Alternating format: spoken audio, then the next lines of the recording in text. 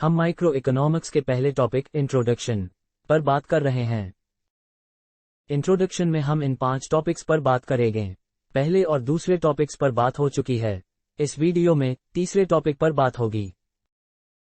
मैं मोहम्मद अब्दुल हक। मैं जब छोटा था तब मैंने अलादीन की कहानी सुना था। इस कहानी में अलादीन नाम का एक लड़का था और वह बहुत गरीब था। एक दिन उसे एक चिराग मिला। जब अलादीन ने उस चिराग को खोलना चाहा तब उसमें से एक जिन जाहिर हुआ।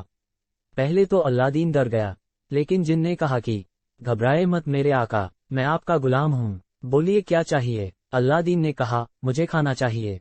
तब जिन ने पलक झपकते ही अलादीन के सामने खाना ला दिया। फिर बोला कि मुझे अच्छा घर चाहिए।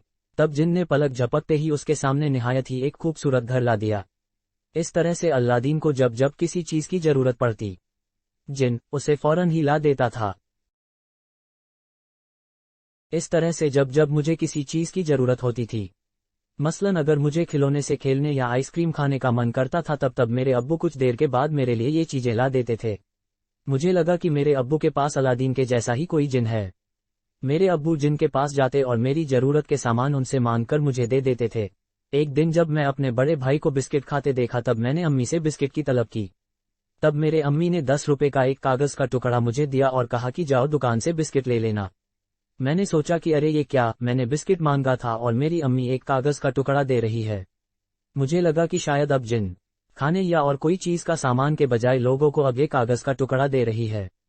खैर मैं दुकान गया तो ताज्जुब हुआ कि यहाँ जिन ने तो पहले से ही बहुत सारे सामान लोगों को दे रखी है।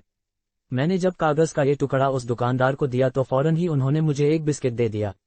इससे मुझे पता चला कि जिन अब सामान नहीं बल्कि मेरे अब्बू को कागज का टुकड़ा देते हैं। एक दिन मेरे स्कूल में ताजमहल घूमने का मंसूबा बना, जिसमें सभी से 1000 रुपए लाने को कहा गया। जब मैं अम्मी से इस बारे में बात किया तो उन्होंने साफ लफ्जों में मना कर दिया। मैंने जब वजह पूछा तो अम्मी ने कहा कि इतने पैसे नहीं है। फिर मेरे अंदर सवाल पैदा हुआ कि आखिर जिन क्यों मेरे अब्बू को कम पैसे देता है, जबकि अलादीन को जितना चाहे उतना देता है। इसलिए मेरी ख्वाहिश थी कि उस जिन से मिलकर मैं ये पूछूं कि मेरे अब्बू को आप पैसा कम क्यों देते हैं। हर रोज मेरे अब्बू उस जिन से मिलने जाते थे। आज मेरे स्कूल में छुट्टी था, इसलिए मौका अच्छा था उस जिन से मिलने का। मेरे अब्बू जब घर से बाहर निकले तब मैं भी उनके पीछे पीछे हो चला। मैंने देखा कि मेरे अब्बू एक फैक्ट्री के पास अंदर चले गए। मुझे लगा कि शायद जिन यहीं मिलेगा। जब मैं फैक्ट्री के अंदर गया तब देखा कि बहुत सारे लोग वहां मौजूद थे और अलग अलग काम कर रहे थे। मैं दिन भर बैठा रहा कि कब जिन आए और मैं उनसे बात करूं। शाम को मैंने देखा कि एक आदमी आया और सभी लोगों को, जिनमें मेरे अब्बू भी थे, कुछ कागज का टुकड़ा दे रहे थे। ये वही टुकड़ा था जो मुझे मेरी अम्मी दिया करती थी। मुझे अब भी समझ में ये नहीं आ रहा था कि ये सब हो क्या रहा है। जब सभी फैक्ट्री से निकलने लगे तब मैं भी बहुत ही मायूस चेहरे का साथ घर वापस आ गया, क्योंकि मुझे वहां कोई जिन नहीं मिला। रात को जब सभी लोग खाना खाकर सोने के लिए चल दिए तब मैं अपनी अम्मी के पास गया और पूछा कि अम्मी, आप जो हमें पैसे देती हैं, क्या यह पैसा मेरे अब्बू को जिन देता है? क्या अलादीन के जैसा मेरे अब्बू के पास भी जिन है? मेरी अम्मी ने पूछा कि ये सब सवाल क्यों पूछ रहे हो? तब मैंने जो फैक्ट्री में देखा वो सारी बातें मैंने अम्मी को बता दिया। तब मेरी अम्मी मुस्कुराए और बोला, बेटा, अलादीन और जिन का जो मामला है वो सिर्फ एक कहानी है। हकीकत में ऐसा नहीं होता। आपके अब्बू के पास ऐसा कोई जिन नहीं है, बल्कि फैक्ट्री में वे हर रोज काम करने जाते हैं और उसके बदले में फैक्ट्री के मालिक हर महीना 5000 रुपये आपके अब्बू को देते हैं। इन 5000 रुपयों से बहुत मुश्किल से घर चलता है। जब मैंने मुश्किल अल्फाज सुना तब मुझसे रहा नहीं गया। मैंने पूछा कि वो कैसे?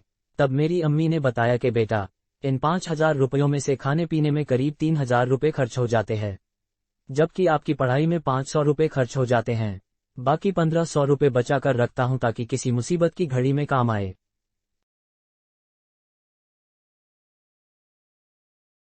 मेरे अब्बू 5000 रुपये कमाते हैं। इसी से खाना, पढ़ाई, बीमारी, घर बनाना और गाड़ी खरीदना वगैरह सारा काम करना है।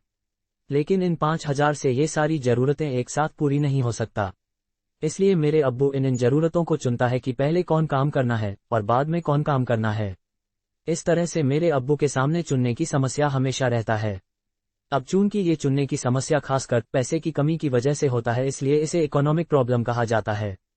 अब हम कह सकते हैं कि अपनी अलग अलग जरूरतों को पूरा करने के ताल्लुक से जो चुनने की समस्या आती है उसे ही इकोनॉमिक प्रॉब्लम कहा जाता है। अब हम जानेंगे कि ये इकोनॉमिक प्रॉब्लम किस वजह से होती है।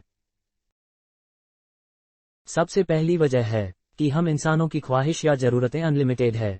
मतलब इंसान की एक ख्वाहिश पूरी होती है तो वह दूसरी ख्वाहिश को पूरा करना चाहता है। इसलिए इंसानों को ख्वाहिशों का पुतला कहा जाता है। मेरे अब्बू के इन ज़रूरतों की लिस्ट को देखिए। ये लिस्ट इतनी लंबी है कि कभी खत्म होने का नाम ही नहीं लेती। इसलिए हमारी ज़रूरतों को अनलिमिटेड कहा जाता है। अब अगर हमारी ज़रूरतें लिमिट हो जाएं यानी कोई ख्वाहिश ही ना हो तब चुनने की समस्या ही नहीं होगी। लेकिन हकीकत में हम अपनी ख्वाहिशों पर काबू नहीं कर पाते। मेरे अब्बू की इन ज़रूरतों को देखिए। इन ज़रूरतों में भी कुछ ज़रूरतें ज़्यादा ज़रूरी है तो कुछ ज़रूरतें कम ज़रूरी है। मसलन खाना और गाड़ी दोनों में सबसे ज़्यादा ज़रूरी खाना है। इसलिए यहाँ भी चुनने की समस्या पैदा हो रही है, जिसका वजह यह है कि हमारी ज़रूरतों की प्रायोरिटीज़ अलग अलग होती है। अलादीन की ज़रूरतें उसका जिन पूरा करता है। यहाँ जिन को रिसोर्सेज यानी साधन कह सकते हैं। हम यहाँ देखते हैं कि अलादीन को जो भी चीज़ चाहिए जिन उसे पूरा कर देता है। इसका मतलब है कि अलादीन का रिसोर्सेज अनलिमिटेड है। लेकिन मेरे अब्बू की ये सब ज़रूरतें 5,000 रुपये से ही पूरी की जाती है। यहाँ 5,000 रुपये रिसोर्सेज लिमिट है, मतलब हम जितना चाहे उतना बढ़ा नहीं सकते।